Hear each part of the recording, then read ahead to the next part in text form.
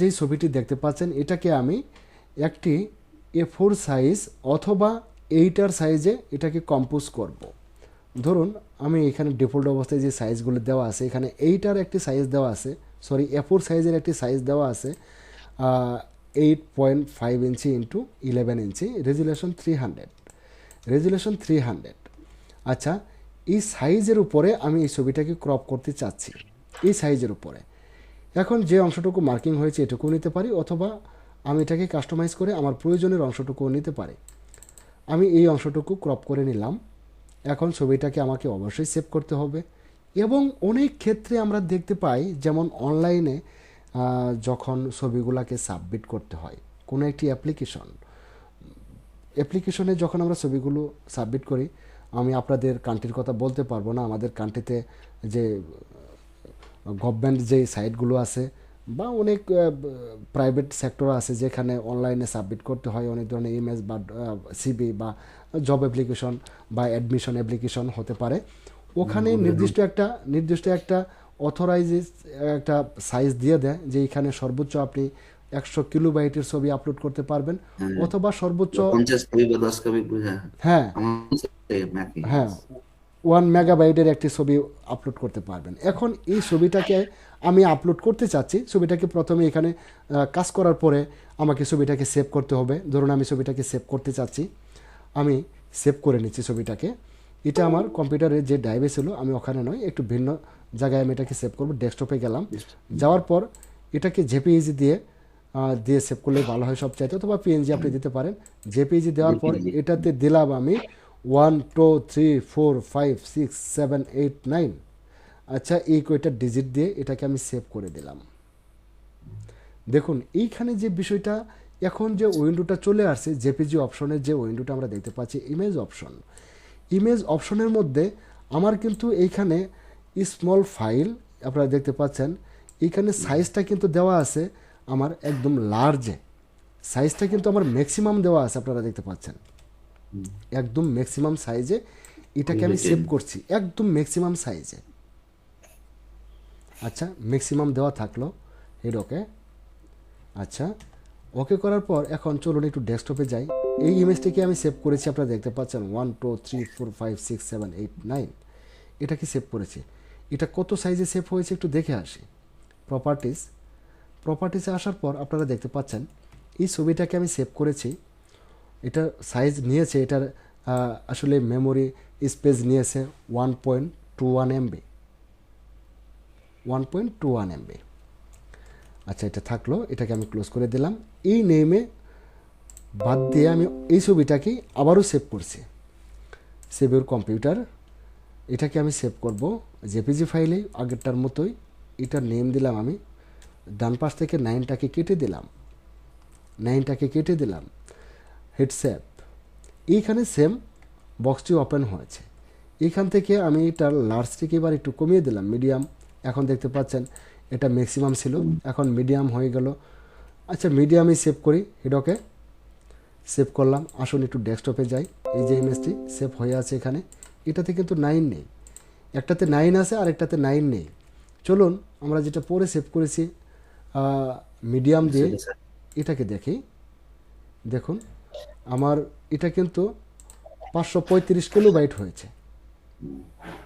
ভাই রেজুলেশনটা এখানে খারাপ হলো, রেজুলেশন কিন্তু ছবির এখন খারাপ হলো। হ্যাঁ, সৈয়দ আব্দুল হাদি ভাই, ওখানে যখন আমরা হ্যাঁ, ক্রপ করেছিলাম তখন রেজুলেশন 72-এ আমার ছবির রেজুলেশন খারাপ করবে না। মানে সাইজটা এইভাবে ছোট করি। হ্যাঁ, আশা করি বুঝতে পেরেছেন। স্মল করে দিই। আচ্ছা, তাহলে এখন খারাপ হয়ে গেল রেজুলেশন। 72 আর 300 কোনো পার্থক্য নেই। কেউ ডকুমেন্ট যেখানে নিলাম ওখানে আরজিবি কালারের ডান পাশে যে বিট আছে, এই বিটটার কাজ কি? 8 বিট, তারপরে হচ্ছে 16 বিট। বিটটা বিটটা হলো আপনার আমরা ডিজাইন করি আর কোনো ইমেজ কাজ করি, যেটাই করি আমরা এটা অবশ্যই 8 বিট রাখবো। এটা অবশ্যই 8 বিট দেওয়াই থাকে, ডিফল্ট অবস্থায় 8 বিটই থাকে। আপনি দেখুন আমি ইমেজে ক্লিক করলাম, ইমেজে ক্লিক করার পর এখানে যে পপ আপ উইন্ডো দেখতে পাচ্ছি, এখানে ইমেজ লেখা আছে, সরি ইমেজ সাইজ দেওয়া আছে, ইমেজ সাইজে ক্লিক করুন। ইমেজ সাইজে ক্লিক করার পর এখানে ইমেজ সাইজের সমস্ত তথ্যগুলি আমরা এখানে দেখতে পাচ্ছি। তো ইমেজ সাইজ নয়, এটাকে আমি ক্লোজ করে দিলাম। ইমেজে যাওয়ার পরে আমরা ক্যানভাস সাইজে যাই, ক্যানভাস, ব্যাকগ্রাউন্ড সাইজ। তো বিটটা এখানেও নেই, আমরা এটা ইয়েতে এখানে আমরা নিউ ডকুমেন্ট নিতে গেলে এখানে যে 8 বিটটা আছে, এখান থেকে দেখুন 8 বিট, তারপরে হলো 16 বিট এবং 32 বিট।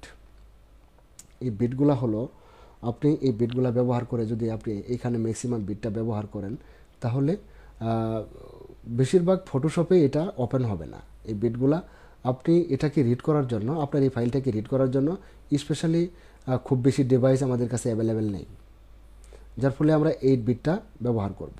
এই বিষয়গুলো নিয়ে তো আমাদের স্পেশালি আরও ক্লাস থাকবে, তখন এই বিষয়গুলো আলোচনা করব। সব বিষয় যদি এখন আলোচনা করি অনেকেই রিসিভ করতে পারবেন না, আমি আপনাকে বলছি না ইন্ডিকেট করে, অনেকেই আছে রিসিভ করতে পারবে না, কারণ আমরা পুঙ্খানুপুঙ্খ বিষয়গুলো জানবো। ভাই, হ্যাঁ হ্যাঁ, হ্যাঁ, আটি কর্নার ভাই, জি শুনতে আচ্ছা, পাচ্ছি। আমরা ওই ছবি যখন প্রিন্ট করব তখন কি কেএমওয়াই সিএমওয়াই কে কালার দিয়ে করব নাকি আরজিবি দিয়ে করব?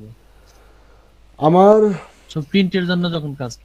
হ্যাঁ, আমার অ্যাকচুয়ালি আমি আমি যে ফটো প্রিন্টারগুলো ব্যবহার করি, আমার ফটো প্রিন্টারে আমি অন্যের কথা বলতে পারি না, আমি বেশিরভাগ আরজিবি কালারটাকেই ব্যবহার করি। তো এটার জন্য আপনি প্রিন্টিংয়ের জন্য যদি করেন, তাহলে সেই ক্ষেত্রে আমি আপনাকে অ্যাডভাইস করব আপনি সিএমওয়াইকে কালার ব্যবহার করবেন। সাপোজ এখানে আপনারা যেটা দেখতে পাচ্ছেন, এটাকে যদি প্রিন্ট দিতে চাই, তাহলে প্রিন্ট কমান্ডের মধ্যেও এটা করা যায়, চেঞ্জ করা যায়। তবে আমার এই প্রিন্টারে কোনো ধরনের প্রিন্টার সেট আপ করা নেই, যার ফলে আমি স্পেশালি কোনো প্রিন্টার এখানে খুঁজে পাবো না।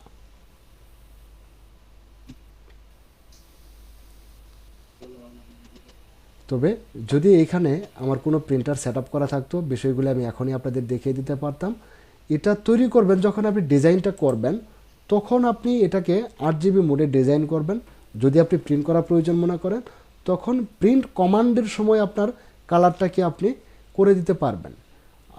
কমান্ডের সময় আপনি কালারটা 8GB পরিবর্তে সিএমওয়াইকে করে দিতে পারেন। তবে 8GB এবং সিএমওয়াইকের মধ্যে খুব একটা পরিবর্তন আমি লক্ষ্য করিনি। আমি দীর্ঘদিন যাবৎ ছবি প্রিন্ট করি এবং বিভিন্ন পোস্টার ব্যানার আমি প্রিন্ট করেছি। আর যখন আমি প্রিন্টিং কাজ করেছি, কোনো প্রিন্টিং কাজ প্রিন্ট করেছি, তখন সেটাকে আমি সিএমওয়াইকে করেছি। আর যখন ইমেজ প্রিন্ট করি, তখন আমি 8GB কালার মোডে এগুলিকে প্রিন্ট করে থাকি।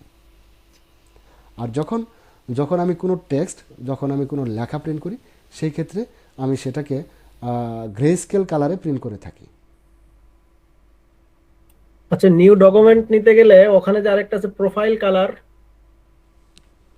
বিষয়গুলো অনেকটা লম্বা হয়ে যাচ্ছে, বিষয়গুলো আমি আপনাদের বলছি না।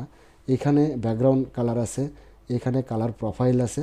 হ্যাঁ, বিষয়গুলো আমি এখনও পেজ ওপেন করা আপনাদের শেখাইনি। প্রথমে ফটো ওপেন করা শিখবো, আর যেদিন ফটো ওপেন করা ক্লাস থাকবে সেদিন আমরা ডকুমেন্টগুলি ওপেন করার বিষয়গুলি জানবো। আশা করি আজকে আমাদের মেনু বারের বিষয় ছিল, যার ফলে আমি খুব বেশি ভিতরে যাব না। ওকে, আকাশ ভাই, আরেকটা বিষয়, ছোট্ট বিষয়। হ্যাঁ হ্যাঁ, হ্যাঁ হ্যাঁ আমি বিগিনার হিসাবে ওই যে ছবির জায়গায় পাসপোর্ট সাইজ ছবিগুলা করলেন, একটা থেকে আবার ডুপ্লিকেট গুলা করলেন, আরো 3টা করলেন, 4টা হইলো মোট। ওটা কপি পেস্ট মানে কন্ট্রোল সি কন্ট্রোল ভি দিয়ে নাকি ট্রান্সফর্ম করে করছেন না, তাহলে? এগুলি এটার কথা বলছেন না? জি এটা তো, জি জি জি, হ্যাঁ। আচ্ছা, এটা অ্যাকচুয়ালি এই মুহূর্তে জানবেন। ওয়ার্ল্ড মেরে করতে হবে, ওয়ার্ল্ড মেরে ওয়ালগুলো টানলে ওয়ালটা আছে। অল্টার দিয়ে। আচ্ছা, এখন বিষয়টা আমি যখন বুঝতে পারছি অনেকে এই বিষয়টা জানে, তখন শেয়ার করতে আমার আপত্তি নেই। এখন এখানে আমার একটা ছবি আছে, সাপোজ আমার একটা ছবি থাকলো। এখন এই ছবিটাকে আমি আরও কয়েকটা কপি করতে চাই, আরও 3 কপি, 4 কপি, 5 কপি, 10 কপি করতে চাই। যখন এই ছবিটাকে আমি আরও কপি করব, তখন যদি অল্ট বাটন চেপে ধরে মাউস দ্বারা ড্র্যাগ করে টানে এই ছবিটাকে, মাউস দ্বারা টানে অল্ট বাটন চেপে ধরে, তাহলে ছবিটা এখান থেকে বের হবে। কিন্তু ছবিটা দেখুন আমি বের করেছি, কোনো একটু কারণে আমার মাউসটা একটু লড়াচড়া করেছিল, যার ফলে ছবিটা এটা কিন্তু এখান থেকে সমান্তরালভাবে আসেনি, একটু নিচে নেমে গেছে। বিকাশ রায় দেখতে পাচ্ছেন? জি দেখতে পাচ্ছি। এটা একটা বিষয়, একটা গুরুত্বপূর্ণ পয়েন্ট। এইখান থেকে আমি আপনাদের মধ্য থেকে একটু রিপ্লাই শুনেছিলাম অল্ট বাটন চেপে ধরে। অল্ট বাটন চেপে ধরে যদি আপনি কোনো একটি ছবিকে, কোনো একটি অবজেক্টকে মাউস ড্র্যাগ করে কপি করতে চান, তাহলে একটু আপ ডাউন হতে পারে, হয়ে যাবে। হ্যাঁ, সেই ক্ষেত্রে যাতে এটা একুরেট লাইনে থাকে, লাইন যাতে মানে আপ ডাউন না হয়, সেই ক্ষেত্রে একজন উত্তর করেছেন অল্টার এবং শিফট বাটন চেপে ধরে মাউস ড্র্যাগ করে টানবেন, মাউস লড়াচড়া করলে ওইটা নিচে নামবে না, আশা করি সেই লাইনেই যাবে। এবং মাঝখানের এই গ্যাপটুকুও সমান করে দেবে। দেখুন এই গ্যাপটুকু আমরা দেখতে পাচ্ছি 7.3 পিক্সেল, আর এখানেও দেখতে 7.3 পিক্সেল, মানে 73 পিক্সেল, এখানেও আমরা দেখতে পাচ্ছি 73 পিক্সেল। মানে এটা তো মাউস দিয়ে আপনার অল্টার এবং শিফট একসাথে থাকে। আমি এই যে ল্যাপটপে ব্যবহার করি, তাহলে ল্যাপটপে কি করতে হবে তাহলে? আপনার কি ল্যাপটপটা কি ম্যাক নাকি? ল্যাপটপে ব্যবহার করছি, মাউস ল্যাপটপ ব্যবহার কি করি না। উইন্ডোজ নাকি ম্যাক ভার্সন? উইন্ডোজ উইন্ডোজ হলে তো আপনার এই যে আমি যেভাবে বললাম এটাই অল্টার শিফট ডি করতে হবে না? হুম, হুম। আচ্ছা ঠিক আছে, ওকে, থ্যাংক ইউ। আচ্ছা, ওয়েলকাম।